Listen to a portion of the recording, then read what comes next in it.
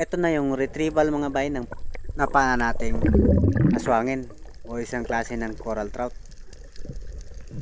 Matapos natin magpahinga ng ilang minuto at nag-ipon ng maraming hangin, binaba natin ito.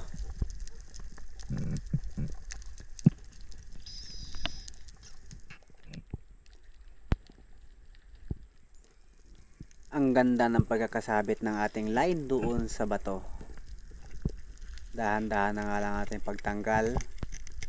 Always watch your lines mga bay kapag ka nagre-retrieve kayo ng mga gantong klaseng isda dahil napakalikot nito at para may iwasan na rin ang disgrasya. Tapos check yung tama sa isda, good holding shot, so sigurado nang makukuha mo ito at hindi na siya mapupunta sa iba. Sabi nga nila kapag hawak mo na yung isda malaki na yung tsansa na talagang mapapasayo na. Pero wag pa rin kumpiyansa dahil may mga instances pa rin na kahit hawak mo na naaagaw pa rin ng iba. Aray ko.